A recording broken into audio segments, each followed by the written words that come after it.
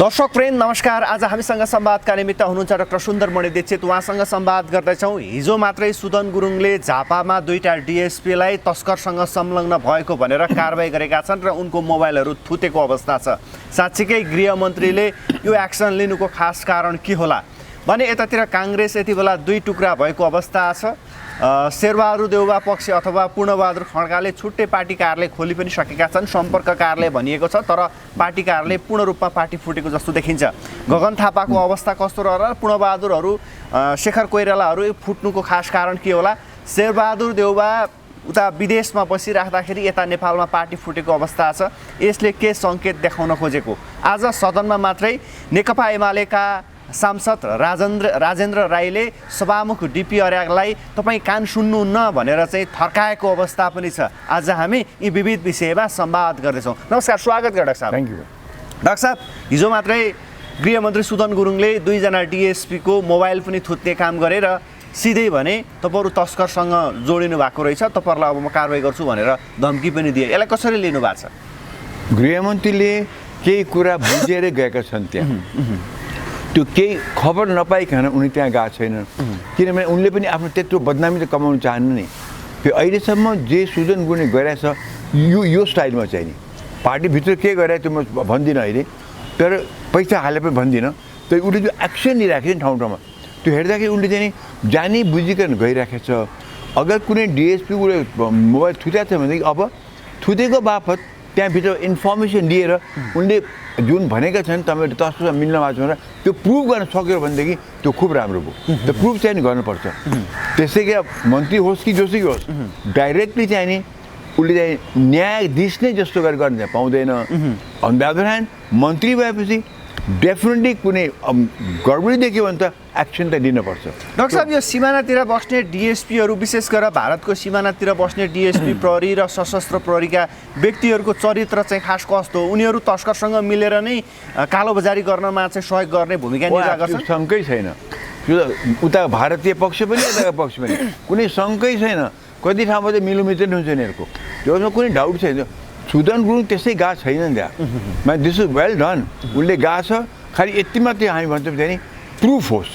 तिमीले प्रुफ गरिदेऊ र यो कुरा उनीको मोबाइलमा सबै हुन्छ, प्रुफ गर, मान्छे आएर प्रुफ दिउन्, तब हामी भन्छौँ वेल डन। किनभने गर्नुपर्ने यस्तो हो। हुन त यो गर्नुपर्ने काम त उनीमा धेरै तलको व्यक्तिहरूले हो, तर नेपालमा त्यो विश्वास कसलाई गर्ने? कसलाई सबैजना हेऱ्यो भनेदेखि कोही न कोही चाहिँ तस्करी नै छन् आफै। त्यसले सुदन गएको छ, मलाई खुब खुसी लागेको छ। वेल डन गर समात। हामीलाई थाहा छ कि चाहिँ बोर्डर एरियामा बस्ने मान्छे यो कुनै साँच्चीकै चाहिँ नि यो चोखा भइ चाहिँ छैन। डाक्टर साहब, एउटा अचम्म लाग्दो कुरा, यो 35 वर्षको शासनकालमा विशेष गरेर कर्मचारी रहेनन्, प्रहरी रहेनन्, हामी पत्रकार रहेनौँ, कुनै न कुनै पार्टीको कार्यकर्ता भयौँ, काहीँ न काहीँ कमाइ खाने धन्दा मात्रै भयो। प्रहरीले नेपाली जनताको सेवा सुविधाका निम्ति खटिनु पर्थ्यो, तर उनीहरू तस्करसँग मिल्न लागे भन्ने कुराहरू विशेष गरेर बाहिर आउने गर्छ। साँच्चीकै यो यस्तो भद्रगोल बनाउनु चाहिँ कसको दोष हो डाक्टर साहब? हेर्नुहोस्, यो कोही पनि अब प्रहरी भन्दैमा हामी प्रहरीमा सम्पूर्ण प्रहरी होइन नि हो। अधिकांश प्रहरी चोखा छन्, तर केही प्रहरी जस्तो एउटा परिवारमा पनि त 4 जना छोरा छन् भनेदेखि एउटा चाहिँ महाको चाहिँ फटाहा निस्किन्छ नि त। त्यसलाई अङ्ग्रेजीमा ब्ल्याक सिप भनिन्छ, ब्ल्याक सिप। त्यसरी हरेक पेसामा छन् त्यो। हाम्रो मेडिकलमा पनि छन्, टिचिङमा पनि छन्, व्यापारमा त थुप्रै छन्, अब प्रहरीमा पनि छन्, सबैतिर छन्। यो किन छ भन्दाखेरि संस्कार खराब। हाम्रो आफ्नो यो माटो हाम्रो त पुण्य भूमि हो। यो त वैदिक धर्म भूमि हो, बुद्धको भूमि हो। यो यस्तो भूमिमा यत्रो हाम्रो चाहिँ शिक्षा छ, अर्थी छ, ज्ञान दिएको छ, त्यो सबै हामीले व्यवस्था गरेको हुनाले हाम्रो यो अवस्था भएको। हामीमा संस्कार भएन। संस्कार मात्रै भएको भएदेखि चाहिँ अरूको हित गर, चोरी नगर। अब कुन चाहिँ धर्म छैन चोरी नगर्नु? कुन धर्म छैन? सबै धर्ममा छ। बाइबलमा 10 कमान्डमेन्टमा दाउ श्याल्ट नट स्टिल त भनेकै छ। हामीमा चाहिँ त चोरी त प्रश्नै उठ्दैन। अरूको हित अरूकैमा हित गरेर अब आफ्नो चाहिँ हानि भए पनि भने त्यस्तो अवस्थामा संस्कार नभएको भन्नुपर्छ। यिनलाई चाहिँ नि बचपनदेखि नै यिनको चाहिँ नि सही बाटोमा उनको बाबुआमा नलगाए हुनसक्छ, स्कुलिङ ठिक नभएको हुनसक्छ। त जे पनि ओभरअल मोरालिटी संस्कार केही व्यक्तिको नभएको प्रहरी समस्त भन्छ मिल्दैन। ओके डाक्टर साहब, यो विशेष गरेर चाहिँ खास गरेर 35 वर्षदेखि जसले शासन सत्तामा बसे, काङ्ग्रेस, एमाले, माओवादी, कम्युनिस्ट अथवा जो शासन सत्तामा बसे, उनीहरूले नै प्रहरीलाई कमाउनका निम्ति पठाए, पत्रकारलाई आफ्नो कार्यकर्ता बनाए, विशुद्ध मानिस बनाएनन् जहाँ मानिसको भावना बुझ्न सकोस्। उनीहरूले आफ्नो कारिन्दा बनाए, कार्यकर्ता बनाए, लुट ठग फटागर भनेर सिकाए, जसको कारणको आजको यो रिजल्ट हो भन्ने पनि गरिन्छ। त्यो हो कि के हो डाक्टर साहब? मैले गर्नुभन्दा धेरै राम्रो तपाईँले यो hit the nail on the head भन्छ नि अङ्ग्रेजीमा, ठ्याक्कै नेलमा हानु। विशेष तपाईँले यति राम्रोसँग गरिदिनु भयो, भर्खर जे बोल्नुभयो नि एकदम पर्फेक्ट कुरा गर्नु तपाईँले। सबै जब माथिल्लो तहका राज्य गर्नेहरू मन्त्री हुन् कि प्रधानमन्त्री स्तरकै हुन्, जब यिनीहरू नैबाट चाहिँ सब सुरु हुन्छ त यिनीहरूले त आफू कमाउने धन्दा गरेका छन् नि त। हेर्नुहोस्, कुनै पनि मलाई त पञ्चायत कालदेखि मलाई थाहा छ कि चाहिँ नि जब कुनै मन्त्री आयो सबभन्दा पहिलो उसको काम सरुवा र बरुवा हो। नम्बर 2 उसको त्यो खाने ठाउँमा छ भनेदेखि कहाँ कहाँ खाने ठाउँ छ त्यहाँ आफ्नो मान्छे पठाउने हो, अथवा को त्यहाँ गएर कमाउँछ त्यस्तै लुच्चा फटाहरू र मलाई यति दिन्छन्, त्यस्ता व्यक्तिको पैसा पनि दिएर ल तपाईँ पोस्टिङ गरिदिएको छु यति मलाई दिनुहोस्। यो त थाहा भएको कुरा हो, खुल्ला। तर कसैले के गर्न सकेका थिएनन्। यसपालि म देख्छु सुदन गुरुङले जे गर्न खोजेको छ आइडियल कुरा हो। योभन्दा अगाडिको अर्को एउटा मन्त्री भन्नु जसले पनि यस्तै गर्न खोजेको थियो त पछि ऊ पनि बिग्रियो, मातृका प्रसाद यादव। भर्खर तात्तातै उनी आएका थिए मन्त्री भएर, तात्तातै जेलबाट आएका थिए। उनले चाहिँ त्यो रक्तचन्दनको एम्बुलेन्ससम्म लखेटी लडिन समातेर उनले गरेका थिए। एकचोटि एउटा सचिवलाई त बाथरुममा थुनेको पनि थिए। यस्तै एक्सन लिएको एउटा मातृका यादवले थियो। अहिले म देख्छु सुदन गुरुङले, तर मातृका यादवको अलि माने बर्ता खालको थियो त्यो, अलि बियोन्ड त्यो ऊभन्दा पेरिमिटरभन्दा बाहिर गएको थियो। सुदन गुरुङमा हेर्छु बसिकन हेरिकन बुझिकन उसले गरेको छ। म भन्छु सुदनलाई कन्टिन्यू, तर बी केयरफुल। पावर हुँदैमा चाहिँ नि दुरुपयोग नहोस्। हामीले पछि भन्दाखेरि सुदन गुरुङ राम्रो गरेको त थियो, तर यो त आखिर ऊ त निर्दोष रहेछ भन्दाखेरि त्यो उसले विचार गरोस्। पावर उसको हातमा छ, अहिले गर्न सक्छ, गर्न पनि पर्छ, हामीले चित्त बुझेको छ। तर यस्तो नहोस् चाहिँ नि पावरको मिसयुज सुदन गुरुङले गर्यो, उसले चाहिँ आखिरमा निर्दोषलाई चाहिँ यस्तो गरिदियो भने त्यो चाहिँ हामी सुन्न नपरोस्। त्यही ओके, पुलिस कस्तो हुनुपर्छ डाक्टर साहब? सरकारी कर्मचारीको भूमिका के हो? हामी पत्रकारको भूमिकालाई चाहिँ कसरी लिनुहुन्छ डाक्टर साहब? हुनुपर्ने चाहिँ के हो खासमा? यति हो, खालि चाहिँ नि यिनले आफ्नो सेवा धर्म सम्झेर गरिदिनु पर्यो। मान्छेले यहाँ शपथ खान्छन् के को लागि? यही त हो नि, म कुनै म भ्रष्टाचार गर्दिनँ, म काखा पाखा गर्दिनँ, नाता गोता गर्दिनँ र म इमान्दारिता साथ जनताको सेवा गर्छु। हाम्रो त डेमोक्रेसी भन्दा जनताको सेवा, यो डिक्टेटरसिप होइन। त मुख्य कुरा जनताको सेवा भन्ने कुरा आउँछ। जनताको सेवाको लागि तिमीलाई के चाहिन्छ मरमसला त्यो तिमीले प्रयोग गर्नुपर्छ। त्यो भन्छ परोपकार पुण्याय पापाय परपीडनम। तिमीले कसैको राम्रो गर त्यो धर्म हो, पीडा देऊ त्यो पाप हो। यति सम्झेर उनले गरे भनेदेखि तपाईँले घुसखोरी गर्नुभयो, तपाईँले कसैलाई लुटपाट गर्नुभयो र त्यहाँ पनि तपाईँ राज्यमा अवश्य तपाईँको हातमा पावर छ। ब्युरोक्राट हो पावर छ, प्रहरी होस्, आर्मी होस्, एपिएफ हो पावर छ, मन्त्री होस् पावर छ। सो तपाईँ हातमा पावर छ भन्दैमा तपाईँ चाहिँ जनतालाई दुःख दिनु हुँदैन। एउटालाई पनि पीडा दियो भनेदेखि त्यो चाहिँ नि इमोरल हुन्छ, अनैतिक हुन्छ, अधार्मिक हुन्छ। र जब तपाईँ धर्मको विरोध जानुहुन्छ, जनताको विरोध, जनता भनेको जनता जनार्दन भन्छ, जनार्दनमा भगवान्, जनता जनार्दन। त्यो जनता जनार्दन जब कुफलो गर्नुहुन्छ नि त त्यो अधार्मिक हुन्छ। अधार्मिक भएपछि धर्म रक्षति रक्षित, धर्मको तपाईँ पालना गरोस्, धर्म तपाईँलाई बचाउँछ। बुझ्नुभयो? अब तपाईँ जब अधर्म नै तपाईँ राम मान्नुहोस्, कृष्ण मान्नुहोस् भन्ने भयो कि जनतालाई मान्नुहोस्, जनताले दुःख नदिनुहोस्। सो त्यति मात्र सम्झेर गरे हुन्थ्यो। यो चाहिँ नि पद र पावरमा गएपछि त्यो पावरको मतमा गर्दाखेरि र त्यो लोभले गर्दाखेरि सबै खत्तम हुने। लोभ डरलाग्दो कुरा छ। लोभहरू जति धनी भए पनि लोभी हुँदछ, जति जग्गा जमिन भए पनि लोभी हुँदछ, जस्तो जे भए पनि लोभी चाहिँ हुँदो रहेछ मान्छे। मलाई यसले पुग्यो भन्ने मान्छे चाहिँ कमै हुँदो रहेछ। म कन्टेन्ट छु, म सन्तुष्ट छु। म कहिले सोध्छु कि भगवान्ले मलाई आएर सुन्दरमणि अब तँलाई धेरै काम त गरिस्, तँलाई म के वर दिउँ भन्दा कि म भगवान्ले के भन्नेवाला छु, भगवान् मलाई सन्तुष्ट पारिदियो, मलाई सन्तोष पारिदियो, मलाई कतितिर आँखा लाउनु नपरोस्, म जे छ आइएम ह्याप्पी, मलाई त्यसैमा रहन देऊ, मेरो मन विचलित नहोस्, मेरो मन अन्यत्र नजाओस्। अब यो मेरो यो घर छ भने उसको मभन्दा ठुलो घर छ, आँखा लायो, यो मसँग यो चाहिँ गाडी छ, उसको रोल्स रोयस छ, अब त्यो मैले अब त्यो लिनुको लागि त मैले भ्रष्टाचार गर्नु पऱ्यो। सो म भन्छु सन्तोष गर्न सक्नु मान्छेको ठुलो ठुलो चाहिँ उपलब्धि हो, त्यो नै जरुरी छ। तपाईँ सन्तोष जात मात्रै समात्नु। हेर्नुहोस्, 2 टाइम खानु भएको छ, बच्चा बच्ची हुर्केका छन्, बच्चाले करोडपति बनाउन सक्नु भएको छैन, तपाईँ पनि करोडपति त होइन, बिल गेट्स होइन नि, अम्बानी त होइन, विनोद चौधरी त होइन, तपाईँको आफ्नो गच्छी अनुसार खुसी हुनुहुन्छ। त्यसैले भुटानले के गर्यो, जिडिपी भनेन, ग्रस डोमेस्टिक प्रडक्ट भनेन, ग्रस डोमेस्टिक ह्याप्पिनेस भन्यो। हेर्नु कति बुद्धि, त्यो भुटानको राजाको कस्तो बुद्धि, ग्रस त्योभन्दा पर्दा के चाहियो मान्छेलाई। र साँच्चै हेर्नुहोस्, भुटानमा जानुहोस्, साँच्चै नै हेर्नुहोस् त्यो ह्याप्पिनेस छ, साँच्चीकै त्यो ठटक्राइन मैले भुटानको जनतामा जानुहोस्, त्यहाँ सबैजना खुसी छन्। यो जनता खुसी पार्नका निम्ति शासक पनि खुसी हुनुपर्छ अरे डाक्टर साहब। शासकले नै जनतालाई कसरी खुसी बनाउने भन्ने कुरा नै महत्त्वपूर्ण हुन्छ भन्छन्।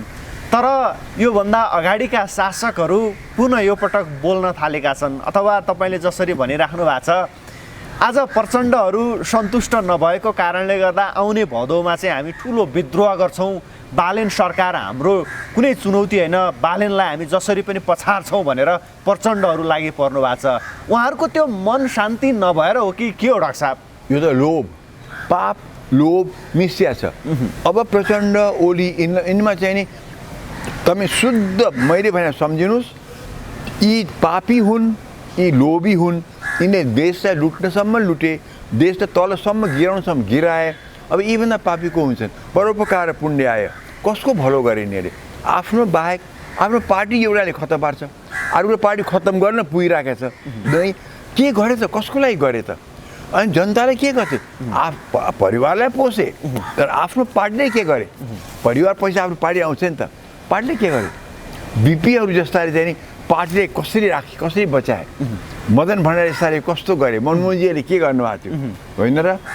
यता यिनीहरूको हेर्नु दशा हेर्नु छ कस्ता के हो यिनीहरू। त्यसले यिनको त अहिले तपाईँको यिनले भन्छन् वास्ता पनि गर्न पर्दैन, पत्याउनु पनि पर्दैन। आज प्रचण्डको त्यो विद्रोह गर्ने कुनै सामर्थ्य छैन। अनि किन उहाँहरूको त्यो मन शान्ति नभएर हो कि, अथवा भदौमा त अब हामी सडक सङ्घर्ष गर्छौँ भन्नुको तात्पर्य के त डाक्टर साहब? के भने उनलाई असाध्यै डर छ, भयङ्कर डर छ कि हामीलाई प्रचण्डलाई खास गरिकन नेपालभित्र पनि मलाई जेल पुर्याउन सक्छन्, नेपाल बाहिर पनि ममाथि मुद्दा चलाउन सक्छ, court of international court of justice. त्यो चाहिँ नि बचाउनुको लागि अङ्ग्रेजीमा भनाइ छ, attack is the best form of defence. आफ्नो बचाउ गर्नु छ भने पनि अट्याक गरिहाल्ने, अनि उसले त्यो आक्रमण गर्न सक्दैन। त्यही हो अहिले प्रचण्डको बोली, ओलीको बोली जे छन्, यिनको चाहिँ नि उनीलाई थाहा छ अब हाम्रो सामर्थ्य छैन, उनको तेल सुकिसकेको छ, उनको त्यो दियोमा तेल सुकिसकेको छ, अन्तिम अवस्था बत्ती बल्दै खोजिरहेछन्, अब त्यो झुलुक्क बलिरहेको छ, तेल सिद्धिसकेको छ, यिनीलाई थाहा छ त्यो कुरा। तर हामी जेल जान्छ भने डरले, खालि डरले यिनलाई बक्न लगाएको छ। त्यसमाथि त्यो डरमाथि पद खाएको थियौँ, चाखिसक्यौँ, अब कहिले नपाइने भयो।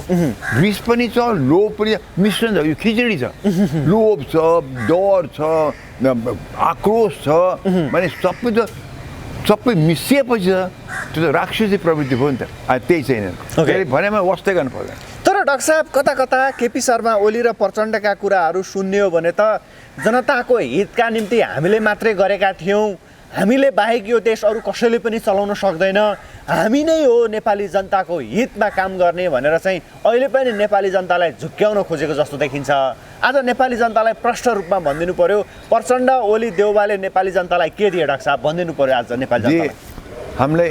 हामीलाई चाहिँ नि कङ्गाली अवस्थामा पुर्याए, दिए, धेरै कुरा दिएका छन्। हामीलाई भ्रष्टाचार गर्न सिकाए, यो मुलुकलाई चाहिँ नि कसरी चाहिँ नि फेल स्टेटतिर जाने भनेर त्यो देखाउन सकिएन अहिले। मैले खुसी लाग्यो मलाई, केही त उनीहरू खुबीमा रहेछ नि। मान्छे 15,000 मारे एक ग्रुपले, घाँटी काट्दै हिँडे अर्को ग्रुपले, अर्को चाहिँ त उनले हाइज्याक पनि गरेका हुन् एक जमानामा, उनले पनि मान्छे मारेको बम हानेको। भनेदेखि सिकाए हामीलाई चाहिँ नि, भने हिंसाको बाटो हिँड्न पनि सिकाए नि अहिले, नसिका होइन। तर जेन्युन मान्छे नेपालीलाई चाहिँ नि असल उन्नति खुसी त्यो के सबैतिरबाट चाहिँ नि सन्तुष्ट पार्ने चाहिँ नि कतै पनि लागेनन्। आज भन्न हामीलाई कुनै सङ्कोच छैन चाहिँ हामीले हरेकचोटि विश्वास गऱ्यौँ। यिनले बोलाएको विद्रोहमा हामी सधैँ भाग लियौँ। 46 सालमा बोलाए कम्युनिस्ट कङ्ग्रेस मिलेर हामी सडकमा थियौँ। 36 सालमा कङ्ग्रेसले मात्रै बोलाए हामी सडकमै थियौँ। 46 सालमा हामी सडकमै थियौँ, हामी समाज थियौँ। 59 सालपछि त हामी त समूह नै खोलेर नागरिक समाज खोलेर अगाडि बढ्यौँ। कति देख्यौँ, कति गऱ्यौँ, कति सडकमा उत्रयौँ, कति हामीले भाग लियौँ मिटिङहरूमा। 62 त कति जेलै कतिचोटि समातेको यिनको आह्वानमा यिनले गर्छन् भनेर गरेको। तर यी त यस्ता निस्के दुष्टहरू खालि आफूको लागि मात्रै गरेका रहेछन्, जनताको लागि त के पनि गरेर रहेछन्। त्यो हामी सडकमा उत्रिया व्यक्तिमा आज भन्नुसम्मलाई चाहिँ हामीलाई ठुलो धोका भयो। जनताले दिए त दिए, सबभन्दा ठुलो धोका दिएका हुन्। सबभन्दा ठुलो कुरा प्रगति दिन्छु भने तर अगति दिए। नेपाली युवाहरूलाई बेचे, नेपाली युवाहरूलाई त माने मारे। पहिले त 15,000 मान्छे को मरे, 17,000 मान्छे को मरे गाउँले बिचरा ठिटामिटा होइन, केटाकेटी होइनन्, युवाहरू सबै मरेका छन्। त्यो हिसाब किताब कसले दियो, कसले दियो आजसम्म? यिनको हेर्नुहोस्, महल छ, पैसा छ, सम्पत्ति छ, शब्दो छ। ती मरेकाको यिनको परिवार कस्तो के हेऱ्यो? अपाङ्ग घाइते के हेऱ्यो यिनीहरूले? यिनको अहिले चाहिँ जो त्यही वाइसिआरका व्यक्तिहरू आज 50 डिग्री सेन्टिग्रेडमा काम गरेका छन्, कसै वास्ता गर्यो? ती बेपत्ता परिवार कसै वास्ता गर्यो? हामी बेपत्ता परिवारलाई लागेको पनि हामी लड्यौँ, हामी सडकमा उनको उत्रयौँ पनि। भैरवनाथ गाउँको अलिकति हामीले धर्ना पनि बस्यौँ, आर्मी हाम्रो फोटो पनि खिचेको छ। भनेदेखि हामीले गऱ्यौँ यिनको आह्वानमा। यिनको पार्टीहरूले अब हामीले बनाइदिएला भने आशाले धेरै काम, कि हामी त पोलिटिसियन होइनौँ, हाम्रो काम यिनलाई समर्थन दिएर माथि पुऱ्याइदिने। जो त अहिले राष्ट्रपालले मैले पनि भोट दिए हुँ त, भोट दिएर माथि पुऱ्याउनु। त्यो 21 सिट ल्याउँदाखेरि त हामीले भोटले दिएकै हुँ। जब म प्रायः गरेर उनलाई दिनेको मैले कि एमालेलाई दिन्थेँ या माओवादीलाई दिन्थेँ। अब यहाँ मैले पम्पा भुसालाई दिइराखेको थिएँ, त्योभन्दा पहिले एमालेको पनि दिइराखेको थिएँ, कहिले कहिले कङ्ग्रेसको पनि दिए हुन्। तर हामीले किन राष्ट्रिय स्वतन्त्र पार्टीमा त्यो बेला किन दिएँ त? किनभने यिनीहरूले दिएन भने त्यो बेलामा दिएको आगे 21 सिट त ल्यायो नि। ओके, अब अहिले त्यसै गरेर अहिले सारा जनताले, जुन हामी सानो समूहले त्यो बेलामा राष्ट्रपालले 21 सिट दिलायौँ, आज सारा राष्ट्रले, राष्ट्रिय स्वतन्त्र पार्टीले त्यही स्तरमा दिएको छ। अनि यहाँ पुऱ्याइदियो, हुने रहेछ पदमा पुऱ्याएको छ। अब यिनले पनि धोका दिएला भने शङ्का त परिसक्यो मलाई। ओके, म त्यसो पनि आउनेछु डाक्टर साहब। त्योभन्दा अगाडि 1-2टा कुराहरू सकेर म त्यता आउनेछु। डाक्टर साहब, तपाईँकै भनाइअनुसार चाहिँ पहिला नेपाली युवाहरूलाई प्रचण्डहरूले मारे, 17,000 को ज्यान लिए, पछि बाँकी रहेका नेपाली युवाहरूलाई विदेशमा पठाए होइन, नेपाली युवाहरूलाई विदेशमा बेचे केपी शर्मा ओलीहरू र प्रचण्डहरूले। त्यसपछि विदेशबाट कमाएको रेमिटेन्स, त्यहाँबाट फर्किनेको लासबाट यिनीहरूले ट्याक्सबाट चाहिँ आज यिनीहरू पालिए। त्यही होइन डाक्टर साहब? के हो? Absolutely correct, 100% correct. यही हो कुरा। ती युवाहरूको लागि न यहाँ रोजगारको बन्दोबस्त गरे। आखिर हेर्नुहोस्, 62देखि यता त 46 साल कुरा नगरौँ, 62 यता त 20 वर्षमा के कल कारखाना बनाउन सक्दैन थिए कि चाहिँ इरिगेसनमा चाहिँ नि पुरा सिँचाइको व्यवस्था, मलको व्यवस्था, त्यो जोत्ने व्यवस्था गराउन सक्दै थिएनन्। स्कुलहरू बनाउनु यिनले लुटे पैसा, कति पैसा, अब त अरबौँभन्दा त कम कसै लुटेकै छैन, त्योभन्दा बढ्दै लुटेका छन्। यत्रो लुट चाहिँ मच्यो, स्कुल बन्थ्यो, हस्पिटलहरू बन्थे, किसानहरू बन्थे, रोजगारहरू बन्थे होइन र हाम्रो बाटोघाटो बन्थ्यो। आज रोजिन्दै बस खसिरहेको छ, झन् यो मनसुनको टाइममा त झन् बस खस्छ। अस्ति मात्रै 20 जना कति मरिसके, रोजिन्दै बस खसिरहेका छन् भनेदेखि यस्तो दुरवस्था मैले। र फेरि हाम्रो आज प्लेन युरोप जान सक्दैन, हामी ग्रेट लिस्टमा छौँ, फाइनेन्समा ग्रेट लिस्टमा छौँ, ब्ल्याकमा जाने अवस्था आइरहेको छ होइन हाम्रो। भनेदेखि हामी लोनमा चुर्लुममा डुबेका छौँ, हामी तिर्न नसक्ने अवस्थामा छ। हामीलाई त कहाँ पुऱ्याएन यसले। 62 कुरा यो 46 पछि पनि यति खराब थिएन, 46 पछि पनि यति खराब थिएन हाम्रो। र पञ्चायत कालमा त कमसेकम हाम्रो नेपाली छाला जुत्ता कारखाना बन्यो, ट्रली बस चलेको थियो, हाम्रो बिजुलीबाट चलेको थियो, सिमेन्ट फ्याक्ट्री चलेको थियो, हाम्रो यो भिकुटी चलेको थियो, कारखाना चलेको थियो, जुट मिलहरू चल्यो। आज एउटा पनि चलेको छैन। बेच्दै खाँदै हिँडे, बेच्ने जग्गा खाने भनेदेखि हुन्छ। अनि यिनीहरूले हामीलाई त धोका दिनसम्म धोका दिए। र हामीलाई किन व्रत लाग्यो भनेदेखि जो आन्दोलनमा थिएनन्, उनीहरू बसेका थिए, उनीहरूले भाग लिएका थिएनन्, उनीहरू अवस्था पनि थिएन दिने, उनलाई त नि धक्का त पर्यो। तर हामी त लागेका छौँ यिनको लागि। जस्तो बिहेमा छोरीको पट्टिको बाउले के भन्छ भने ज्वाइँ साहबलाई, ज्वाइँ छोरी हातमा दिएँ मैले, अन्माई दिएँ, अब मारे पाप पाले पुण्य भनेर सुम्पी छ। हामीले पनि, हामी पोलिटिसियन होइन, हाम्रो आफ्नो पेसा छ, म पेसा छोड्न सक्दिनँ। तर छोडेर भए पनि आन्दोलन लाग्यौँ, समात्यौँ पनि। त हामीले भन्यो अब तपाईँ जिम्मा दिएको छ, गर्नुहोस्। त्यही अवस्था आउँदा हरेकचोटि धोकामाथि धोका, धोकामाथि धोका। डाक्टर साहब, काङ्ग्रेस त फुट्यो, तर देउबा पुत्र जयवीरको नाममा झन्डै 73 ठाउँमा जमिन भेटियो। विश्वका जुनसुकै देशमा पनि आज घुम्नका निम्ति उनलाई फ्री छ जयवीरलाई। त्यो घुम्नका निम्ति कहाँबाट उनीसँग त्यत्रो सम्पत्ति आयो होला? 5 स्टारमा बिहे गर्न सक्ने हैसियत पनि बनाएछन्। एउटा डडेलधुराबाट काठमाडौँ आएका देउबाको छोराको हैसियत यति ठुलो हुनुको खास कारण के होला? र सम्पत्ति शुद्धिकरणले पनि 7 दिनभित्र चाहिँ उपस्थिति हुनु भनेर चाहिँ उगारेको छ। आखिर विदेशमै बसेर देउबाले काङ्ग्रेस पार्टी फुटाएरै छाडे होइन त डाक्टर साहब? काङ्ग्रेस पार्टी फुटाएको देउबाले होइन, काङ्ग्रेस पार्टी फुटाएका काङ्ग्रेसभित्रकै जुन व्यक्तिहरूले त्यसलाई बचाएर राख्नु पर्थ्यो तिनको काम हो। देउवाले लाइन लगाइदिए। बीपीको सिद्धान्त, गणेश मानको, महेन्द्र निधिको, भट्टराईजीको, यिनको सिद्धान्तको विपरीत हिँड्दै देउवा गए।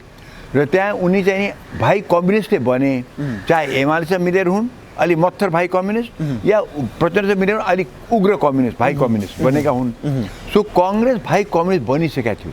सो देउवाले त्यो लाइन लिइसकेका थियो, तर फुट्या नै गइसकेका थिएन। अहिले आएर त्यहाँभित्र अहिले त म दोष दिन्छु खास गरिकन कोइराला परिवारलाई। कोइराला परिवार जो चाहिँ नि आफ्नो बिपीको सिद्धान्त अरू नअडे पनि उनले त अड्न पर्थ्यो। कृष्णप्रसाद कोइरालाको टाइमदेखिको त्यो काङ्ग्रेस पार्टी, त्यसले त कोइराला परिवारको त्यो दायित्व पनि थियो। ज्ञानेन्द्रको दायित्व थियो राज संस्था बचाउने, यिनको पनि दायित्व थियो नि बचाउने। त त्यो कोइराला परिवारमा पनि शशाङ्क डाइरेक्टली कोही देउवासँग मिल्दे, सुजाता धुलमले पनि देखाइन्, अलि देउवातिर ढल्किन्। शेखर जो बिल्कुल देउवाको अगेन्स्टमा लड्यो, म्याराथनको लागि लड्यो, यति भयो लड्यो। आखिरमा लास्ट 100 मिटर्समा आउँदाखेरि चाहिँ पर्लक्क देउवातिर पल्टिथ्यो। गर्दाखेरि दोष म दिन्छु देउवाले त उसले गर्नु थियो, त्यो त मान्छे दुष्टै रहेछ, जसले सिद्धान्त नै खत्तम पारिदियो। काङ्ग्रेसको सिद्धान्त खत्तम पारेको व्यक्तिलाई 7 दिन हुन्थ्यो यिनीहरूले। सो आज तपाईँ फुट भन्नुहुन्छ नि, फुट होइन यो बिल्कुल बीपीको सिद्धान्त, संस्थापकको सिद्धान्त विरोधी ग्रुप हो त्यो। काङ्ग्रेस नभन्नुहोस् तिनीलाई। अब बीपीको सिद्धान्त, संस्थापक काङ्ग्रेसको सिद्धान्त विपरीतको त्यो समूहले उठ्न दिनु हुँदैन। र अनफर्चुनेटली कोइराला परिवार सबै त्यसैमा पर्यो। गर्दाखेरि दोष आज म दिन्छु कसै भनेदेखि शेखर कोइरालाले मात्रै पनि त्यो अस्ति जो गगन थापाले त्यो गरे नि अधिवेशन, त्यो टाइममा शेखरले मात्रै त्यहाँ साथ दिएको भएदेखि यत्रो फुट हुने यो इतरपट्टिलाई हिम्मत थिएन। अहिले शेखरहरूले पनि शशाङ्कहरूले पनि म देख्छु अहिले शशाङ्क जो कहिले के बोल्दैन चुप लगाएर बस्यो, अहिले निकै बोल्न थालेछ भनेदेखि के भयो यिनीहरूलाई? यो कोइराला परिवारहरू के भएका यिनीहरू? अहिले त यिनीहरूले यता पनि साथ दिनु, यिनीहरूले साथ नदिएदेखि यिनको चाहिँ तागतैसँग अगाडि बढ्ने पूर्व खड्का सरकार यिनमा कति यतै पनि आउनु पनि पर्थ्यो किनभने सिद्धान्तमा चल्छ पार्टी यो सिद्धान्त भनेको बिपीको सिद्धान्त त्यो ग्रुपको सिद्धान्त जसले संस्थापन गर्यो आज गगन थापाहरू साँच्ची भन्नु चाहिँ बिपीको सिद्धान्तमा अडेको छ सो यहाँ के भयो काङ्ग्रेस फुट्यो चाहिँ बिपीको सिद्धान्त अपनाउने र नअपनाउनुको चाहिँ नि यो हो फ्याक हो यसमा नेचुरली सिद्धान्त नभएको ग्रुपलाई फ्याँक्नै पर्छ त्यो अवस्था छ ओके देउबाका छोरा विश्वभरि घुम्न सक्ने हैसियत बनाएछन् जयवीर देउबाले हाम्रै 28-30 वर्षका उमेरका केटा हुन् त्यत्रो पैसा चाहिँ कहाँबाट कमाएछन् डाक्टर साहब जयवीरले अब नेचुरली जयवीरको पैसा आउँछ कसरी भनेदेखि पावरको नजिकै तपाईँको चाहिँ नि कहिले कहिले तपाईँको चाहिँ नि बच्चा या कोही चाहिँ नि चिसो छ भने त आगो यसो तापेर उसले गर्नुहुन्छ नि हात यसो सेक्यो यसो अनिवार्य गरिदिएन सो आगोको नजिकै थिए पावरको नजिकै छन् 5 चोटि प्रधानमन्त्री भएको बाउ परराष्ट्र मन्त्री भएकी आमा भनेदेखि यिनको नजिकै बसेपछि कुन चाहिँ नि व्यापारी कुन चाहिँ नि इन्डस्ट्री कुन चाहिँ नि तस्करी कुन चाहिँ नि ब्युरोक्राट कुन चाहिँ नि अफिसले चाहिँ उनलाई चाहिँ खुल्ले आम चाहिँ आउनुहोस् जे भन्छ हामी गर्छौँ तस्करमा पनि उनको हात हुन्छ कस्टम छल्ने पनि उनको हात हुन्छ अब गाडी के ल्याउँदाखेरि ट्याक्स छल्ने उनकै हात हुन्छ सो यो पावरकोमा बसेर कम्प्लिट दुरुपयोग गरेकाहरू र त्यसमा साइलेन्ट पार्टनरहरू यी चाहिँ कस्तो भने त्यो उद्योगहरूमा त्यो व्यापार पैसा हाल्दैनन् तर आफ्नो नाम त्यहाँ हालिदिएपछि तिनलाई व्यापारीलाई फाइदा हुन्छ उनले आफ्नो पैसा दिने सो यो सबै करप्सनको पैसा 2 नम्बरी धन्दा हो यो सो जयवीरहरूले जुन गरेका छन् यो डेफिनेटली उनको त्यो पैतृक सम्पत्ति हुँदै होइन सो तर नजिकै पावरको नजिकै बसेपछि तपाईँ धेरै कुरा गर्न सक्नुहुन्छ मैले देखेको छु राज परिवारले राजाको टाइममा राजा नभनु राजाको परिवारहरूले राजाको टाइममा कसरी पैसा कमाएका छन् त्यो मैले आफै खुद प्रष्ट देखेको छु अनुभव गरेको छु ओके त्यति बेला अनुभव गरेको यो अहिलेका देउबाहरूले पनि त्यही एक्ज्याक्टली त्यसले हामीले गणतन्त्र आएकै छैन गणतन्त्र आएकै छैन राजाको टाइममा जे थियो एक्ज्याक्टली त्यही छ त्यही पावरको नजिकै प्रचण्डको नजिक हुनुहोस् जे ओलीको नजिकै जे गरे पनि चाहिँदैन उनी पावरमा भावना कसले उनलाई गिरिबन्धु त्यत्रो काण्ड आयो केही भयो भने पावरमा थिए एउटा नीतिगत निर्णयमा सिद्धियो काम्बोडियाको त्यो ढङ्ग ढकालले त्यत्रो प्रुफ दियो हामीलाई त्यत्रो प्रुफ दियो कसले मुभ गर्यो किन गरेन त पावरका पुजारी न सिबिआईले गर्छ न अख्तियारले गर्छ न प्रहरीले गर्छ हजुर हस् हजुर हामी गरिहाल्छौँ हजुर किन गर्नु पऱ्यो हामी गरिहाल्छौँ नि त्यो एटिट्युड मैले देखेको छु मैले त धेरै कुरा देखेको छु अब डाक्टर साहब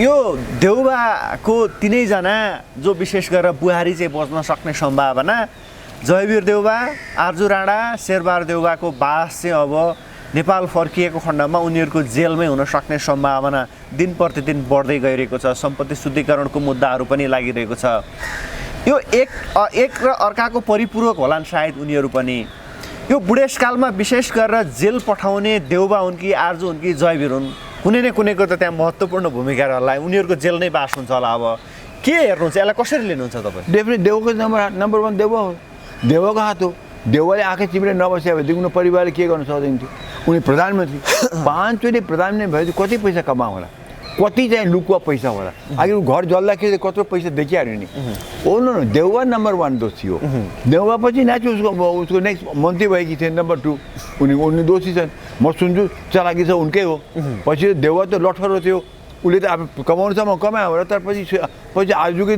दममा उसको बेसमा हामीले सुने त आजु नै चलाएको हुन् जस्तो हाम्रो अरू पनि हामी देख्छौँ चाहिँ अरू पनि परिवार लोग्नेको त्यो जो श्रीमती हुन्छ मन्त्रीको श्रीमती उनीबाट चलाइ हुन्छ देख्छौँ हामी पनि अथवा श्रीमती हो भने लोग्नेबाट चलाइ हुन्छ होइन श्रीमानबाट त्यसले Deuba is the biggest culprit यहाँ naturally Arzu next Jaybir next उसमा त्यही ड्याङमा ढल्यो त्यो हामीले चाहिँ दोष दिँदाखेरि बाबुआमा छोरालाई चाहिँ त्यही क्रमसम्म दोष दिए हुन्छ किनभने बाबुआमाले रोक्या भए छोराले कसरी गर्न सक्थ्यो कसरी चाहिँ इलिगल धन कसरी कमाउन सक्थ्यो आज उसलाई पुर्जी नै काट्नु परेपछि धन त इलिगल भन्छ इलिगल भनेर त उसले भनिसक्यो सम्पत्तिकारणले भनिसक्यो त्यो भनेपछि हामीले त मान्नै पर्छ र डेफिनेटली त्यो पावरको राप तापेपछि त पैसा त लुतु तपाईँलाई आउँछ विदेशबाट आउँछ कि यहाँको पैसा लुट्ने हो तर ढुकुडी खुला ढुकुटी खुल्ला हुन्छ। ओके, अब शेरबहादुर देउवा, केपी शर्मा ओली, प्रचण्डहरूको सम्भवतः यो सरकारले राम्रोसँग छानबिन गरेको खण्डमा जेलकै बास हुन सक्छ भनेर धेरै विश्लेषकहरूले भन्न थालेका छन्। खास गरेर उनीहरू जेलमै बस्नु पर्यो बाध्यता आयो भने उहाँहरूलाई के को पाप लागेको डाक्टर साहब? महाकाली बेचेको पाप लागेको हो कि के हो खासमा? पहिला कुरा त जेल जान्छ कि जाने त्यो तपाईँ त्यसमा विश्लेषण गर्नुहोस् न। जेल पुग्न गए त जान्छ कि जाएनन्? अहिले हेर्दाखेरि त बताउनुहोस् मलाई, त्यो जेएनजीको मुद्दा तत्तै मुद्दाको आडमा चाहिँ नि यिनले चाहिँ यो ओलीहार जेल हारे लेखक जे हारे त्यो त बाध्यता त सुदन गुरुङलाई त्यो बेलामा ऊ भर्खर जेएनजीको आडमा आएको थियो, उसले गर्नै पर्यो। कमिसनले भने उसले समात्यो, 8-10 दिन आगे छोडी पनि हाल्यो, सिधै कुरा है। तर मलाई बताउनुहोस् त त्यसपछि ओलीलाई जेल हाल्ने कुनै तर्खर भएको छ? कुनै मुद्दा खुल्यो? प्रचण्ड हाल्ने कुनै मुद्दा खुल्यो? देउवाल हाल्ने पुर्जी काटिदिएको छ, देउवाल त पुर्जी काटेको छैन, कुनै देख्छ किन होला मलाई भन्नुहोस् त? दुईवटा कुरा छ नि, 2-3वटा कुरा छन्। पहिला कुरा उनको अप्पर हाउसमा यो राष्ट्रिय स्वतन्त्र पार्टीको कोही मेम्बर छैनन्, हर्केसम्म कोही छैनन् त्यहाँ। सो यिनीहरूले अध्यादेश लाए, अप्पर हाउसमा पास नभए त पास हुँदैन थियो नि त। कसरी पास गर्यो त? मेरो मितो होइन होला र म सर्वसम्मतबाट पास भएको थियो हिजो कतिपय अध्यादेश सर्वसम्मतबाट विचार गर्नु त्यो हुने कुरा हो। त्यो कहीँ त मान्छे डिसेन्ट लेख्छ नि बाबा। त म त के देख्यो भने उनी पनि यिनलाई खुसी पार्न खोज्ने, यिनले पनि उनीहरूले हातमा लिनु पर्यो। किन यिनले राष्ट्रिय स्वतन्त्र पार्टी कुनै पनि कुरा पार्लिमेन्टमा पास गर्नु पर्यो भने त माथि हाउस पास गर्नु पर्छ, हुँदैन। हेर्नुहोस् कस्तो अब कस्तो उसलाई चाहिँ नि आडमा लिनु पर्यो, उसलाई खुसी पार्नु पर्यो, सजिलो।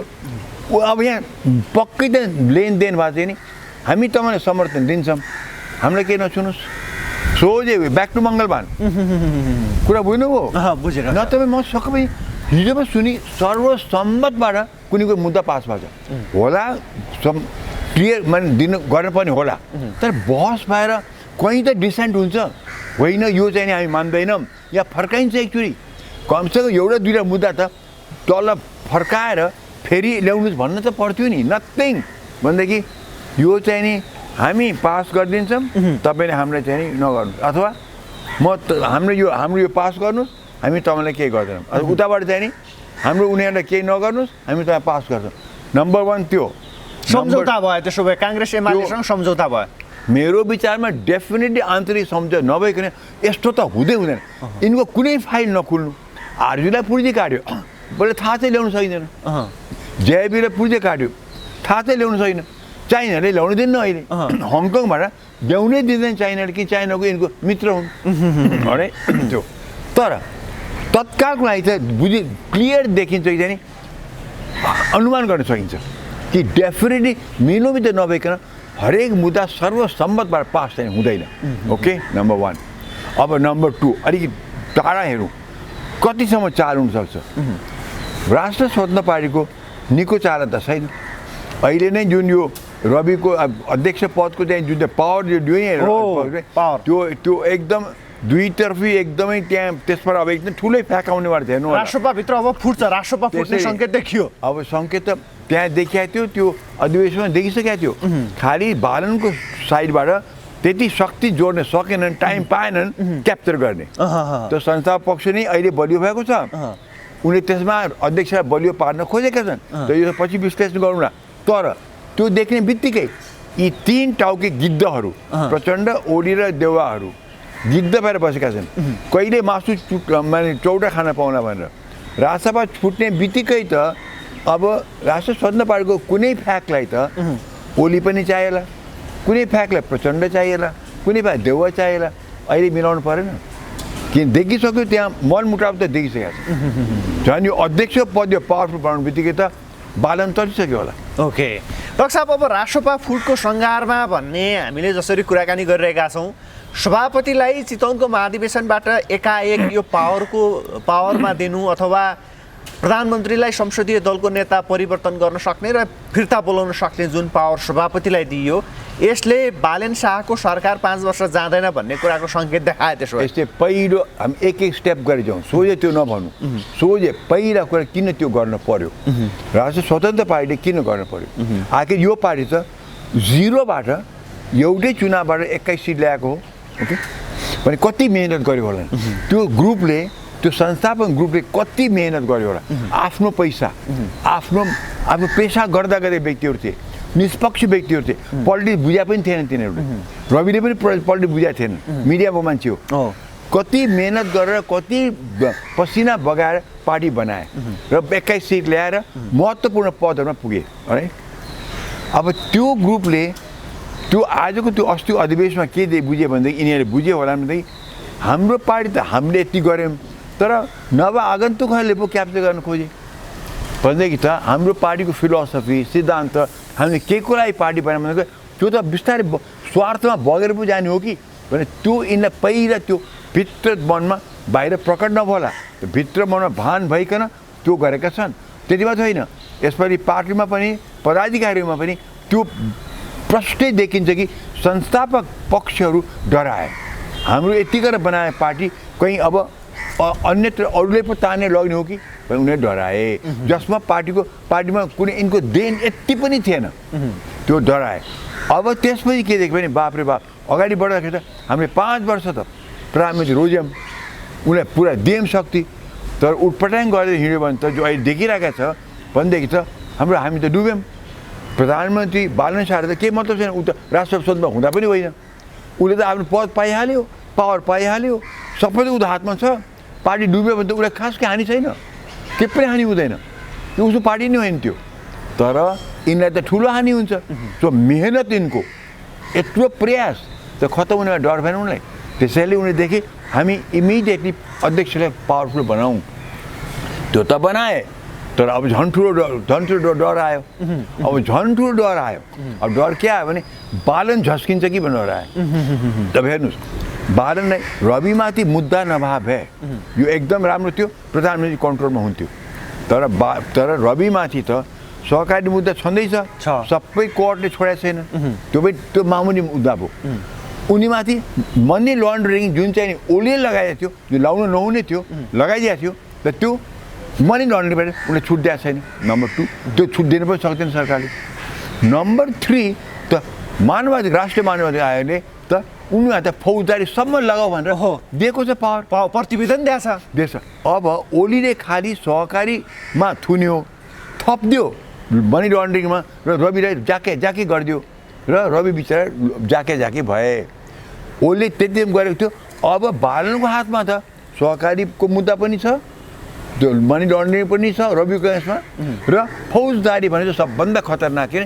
पोलिटिकल करियर नै खतम हुने अवस्था छ उसको हात त्यो छ उसले यसले भनेको आधारमा बालनले मुद्दा चलाऊ भन्थ्यो भने त खत्तम किनभनेदेखि राष्ट्रिय मानव अधिकार आयोग भनेको कुरा संसारले मान्छ किन ह्युमन राइट्समा जान्छ यो कुरा र ह्युमन राइट्समा यो कुरा त युएनमा त पुगिसक्यो सो त्यसको आधारमा सरकारले के एक्सन लिन्छ भनेदेखि कसैले यसमा दखल दिँदैन अब हामीलाई पो लाग्यो एकदम चित्तुवास किन फौजदारी यो रवि र यसपालि लाउनु मुद्दै हुँदैन त्यो उसले जेलबाट जो निस्किएको थियो नि त्यो फौजदारी लाग्ने मुद्दै थिएन किनभने ऊ जेल फोर्या होइन गणेश मानजीले फोर्नु भयो त्यो क्रान्तिको टाइम थियो उसले फोर्या होइन ऊ निस्किएको हो किनभनेदेखि त्यो दिन अब पञ्चायत जलेको अब सरी पार्लिमेन्ट जलेको छ सुप्रिम कोर्ट जलेको छ सिंहदरबार जलेको छ ठाउँ ठाउँमा जले अराजक तन्त्र छ मान्छेले मारी काटी गरिरहेका छन् 73 मान्छे मारिसके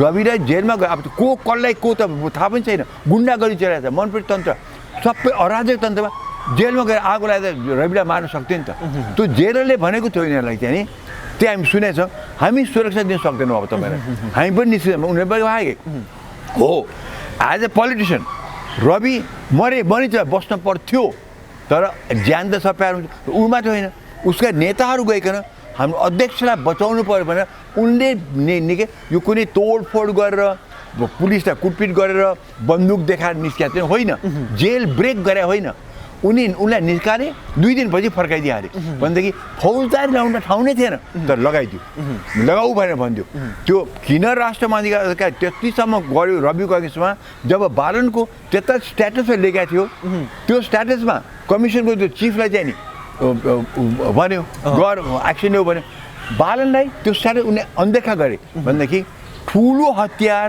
बालनलाई दिए। अब हेर्नु त्यो त गरे, त अहिले आएर चाहिँ नि त्यो सबै भएपछि राष्ट्रिय स्वतन्त्र पार्टीको मेन पक्ष नि डरायो। अब हेर्नुहोस्, अब डराएर यसले यो अध्यक्षलाई पावर दिइदियो। अब अध्यक्ष पावर हुनुपर्थ्यो, अब बालन झन् टथ्यो, मलाई कुनै हटाउन सक्छ, किन संसदीय दलको नेता पार्टीले हटाइदियो भने त मन्त्री पद त गयो, भनेदेखि प्रधानमन्त्री पद त गयो। अब दुईतर्फ म देख्छु कम्प्लिट विश्वासको खाडल भइसकेको छ र जहिले पनि हामी 62 यता हाम्रो सबै पोलिटिक्स खत्तम भएको विश्वासको खाडल, विश्वासको खाडल। तैँ भी खाऊँ मै भी खाऊँ, गुपचुप गुपचुप काले काले मिलेर खाउँ भारे, र विश्वास हामीलाई पटक्कै भएन, सरकारमाथि भएन, पार्लिमेन्टमाथि भएन, कोही माथि भएन। अब अहिले राष्ट्रिय स्वतन्त्र पार्टी यो अवस्था छ, कुन बेला चाहिँ यिनीहरू फ्याक हुन्छ। बालनले अहिले बाई चान्स रविमाथि मुद्दा लगाइदियो भनेदेखि त खत्तम, अनि के त टोटल अराजक स्थिति निस्किन्छ। भनेपछि देश अराजक मुडतिर जानेतिर देखियो एकदम, माने जान्छ त भन्न सक्दिनँ, अहिले भन्न सक्दिनँ, पछि हुँदैन पनि भन्न सक्दिनँ। तर यो हो कि मसला रेडी छ, खिचडी पाकिरहेको छ, मसला हाल्न मात्रै बाँकी छ, कुन बेला कसले हाल्छ। अब यो पक्षबाट चाहिँ नि ल तिमी अब प्रधानमन्त्री हामी हटाइदियो भनेर पास गर्छ भने एउटा कुरा हुन्छ, उसले मान्छे कि मान्दैन, उसको हातमा पावर छ, सबै नमान्नु पनि सक्छ, एक प्रकार डिक्टेट चलाउन सक्छ, अथवा चाहिँ नि उसले चाहिँ नि रविमाथि मुद्दा लगाइदियो, जेल ठोकिदियो यसलाई भन्न सक्छ। सो दुवैतर्फ अहिले वाच के दुईवटा आर्मी भन्टार्नुहोस्, दुईटैको हातमा पावर। यसको चाहिँ सानो समूह पनि, तर पावर भयङ्कर भइदियो, ठुलो समूह भए पनि पावर केही पनि छैन। अब समस्या यहाँ छ, म देख्दैछु रणभूमिमा एकदम दुई आमका आम्ने सामने छन्। ओ फुटबल यता गर्छु उता गर्छु, हामी तिमीलाई फर्काउँछु, हामी गर्छु, त्यो मिठो गर्ने माने अँगालो हाल्ने त छँदैछ, त त्यसको भित्र चाहिँ त आम्ने सामने छन्। ओके, हस्, समय र संवादका निम्ति डाक्टर साहबलाई म धेरै धेरै धन्यवाद दिन चाहन्छु। Thank you.